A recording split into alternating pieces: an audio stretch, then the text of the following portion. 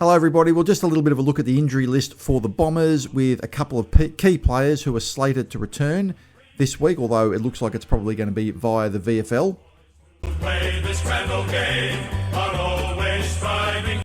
So, first of all, just looking at the senior players, Harrison Jones was subbed off on Anzac Day, looked to have rolled his ankle. He did engage in full training. Brad Scott did say he was fine and he'll be available for selection. Look, I think he's been on the cusp of possibly getting dropped with his form sort of deteriorating a little bit. I don't know whether they might use that to manage him a little bit. Obviously, if you've rolled your ankle, especially coming off a 6-day break for the Thursday game against North Melbourne, you're probably not 100%. Even if he's 95%, it might be an opportunity to give him a little bit of a break. But it does look like he's okay and he's avoided any serious injury. Dylan Shiel, who's been in pretty good form this year, wasn't great on Anzac Day, but he's been pretty good for us this year. He had a bit of a tight hammy and was cramping. So at his age, one of the oldest players on the list, I would suggest that possibly him getting managed as well is possible this week. Brad Scott, as I've said before, is sort of famously conservative when it comes to picking his team. But just because you avoided injury and he is trained this week and he's available for selection according to Brad Scott at yesterday's press conference, that doesn't mean that you shouldn't be cautious with these sort of situations, especially at his age.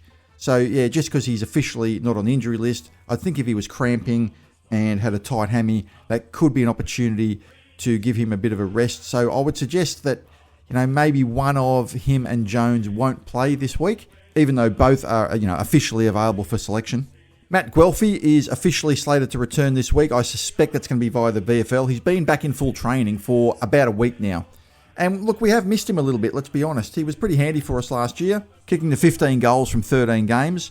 And he's that type of player that can sort of play small and play tall. And we've kind of missed that versatility down there. I think he's the kind of player that an opposition coach would look at and sort of not quite know how to man up on them. Do you put a tall player on them? Do you put a small player on them? And he'll give our forward line and our team generally some much needed versatility.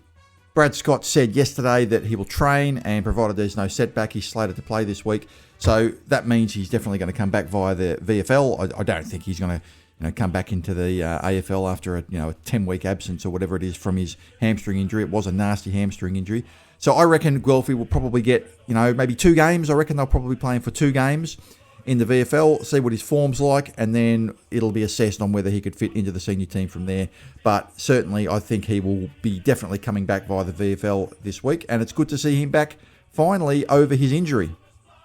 Nick Cox is another one who's officially not on the injured list anymore. He did train, and provided there's no setback, he will probably play in the VFL.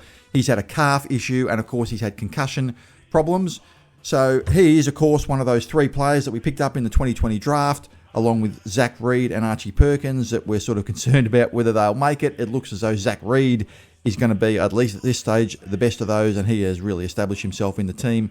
Perkins is still a bit of a miss at this point, or a little bit of a 50-50 as to whether he's really going to reach the potential that we think he can. Nick Cox, to me, is the interesting one because he's spent a lot of his career injured, but the thing about Nick Cox is that he's a very versatile player, and with a player like that, it's just a matter, I think, of finding a spot for him. There's a position somewhere in the team, and I'm not sure where it is. Maybe you guys could let me know in the comments, but there's a position somewhere waiting for him which he can make his own. There's not really an obvious position that he can't play, apart from the obvious ones. He can play a bit as a mobile big man. He can play a bit as a wingman. He can play as a defender. So what I'll be looking at this week is where is he going to line up in the VFL? Because that could give some indication of where Brad Scott thinks that he could play if he gets back into the AFL team. So he'll play, I would suggest he would be probably playing 3 to 4 weeks in the VFL first before they consider elevating him into the AFL. But I think that they're going to trial him somewhere in the VFL, maybe in a couple of different positions, and see what he can do, because he's one of the few players on our list that, look, whether you can debate his quality and whether you think he's going to make it, but one thing he does have is that versatility. And so we're watching the VFL game closely as to where he plays, well, obviously how good he plays, but also where he plays and what his role is, because that might give some indication as to what they're going to do with him should he make it into the senior team this year. Jye Caldwell is the next one. Jye Caldwell is closing in on a return from his hamstring injury. It was a nasty 4-week hamstring injury. He's got about a week left on it. When the club put their official injury report out last week, he was still 1 to 2 weeks away, which put his return at around the Sydney game next week. So he won't play this week. He was just running some laps at training, but he's definitely closing in, and it won't be too much longer before he's in the team. I think he'll probably come back next week. All just depends on how the conservative they want to be with him. He does have, or has a history of soft tissue problems, so they want to make 100% sure he's over it. I mean, my school of thought in this is if you're right to go, you're right to go. Some say, well, just give them an extra week. But look, if you're right, you're right. So we'll see how he goes after the North Melbourne game. And if he's 100% over his injury, I would suggest he would probably come straight back into the side. They said that's his likely return game, so, we'll take the club at their word. But certainly, if it's not the Sydney game, it'll be the week after. He's not too far away. Angus Clark, the young draftee who hasn't played a game yet, did a collarbone injury a few weeks ago in the VFL. He's resumed in full training, so he will be right to go in the VFL, you would imagine. If not this week, then next week. I think he'll be back this week. Be good to see him in the VFL, putting pressure on some of the senior players, seeing if he can get a surprise senior selection this year. I think it'll probably come next year, to be perfectly honest. But you never know. But he looks to be over his injury as well. So that means the injury list is dwindling. It only really leaves Darcy Parish, aside from the three long-term injuries, of course, that we know about. It only really leaves Darcy Parish, who is still to be confirmed. We really don't know. I stated last week that I think we just got to treat Darcy as if he's a second half of the year prospect. Don't take any risks with him whatsoever, and just treat him as round 13 as his round 1. And look, it's really difficult to get information about what's going on. He's been sort of running laps at training, but the club just really doesn't quite know how long to go. It is really annoying when the injury list does say, to be confirmed or unknown. No one really knows what's going on. He's a bit of a forgotten player for us. But really, he's sort of the only other sort of really long-term injury that's left, given that most of the others are either returning this week via the VFL, or in the case of Caldwell, just have that 1 week or maybe 2 weeks remaining. And then we've got the 3 injured players, of course, Draper, Bryan and Tom Edwards.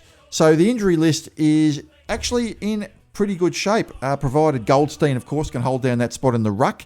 I don't think that necessarily means the ruck will be a weakness for us, which was, of course, the fear when Draper and Bryan are out. I think Goldstein can still make the ruck, if not a strength, then at least a break-even position for us, where we're not really overly affected week to week. But it looks as though we are in a not too bad position in terms of players returning from injury. So what do you guys think? What do you think will be the likely return date for these players? Would you play both Jones and Shiel this week, given that they are officially right, but, might be a time where you could manage one or both of them? I don't think they'd manage both of them, but certainly one of them. Do you think it would be a case to manage one of them? Would you bring Caldwell back in next week, or would you give him another week beyond that?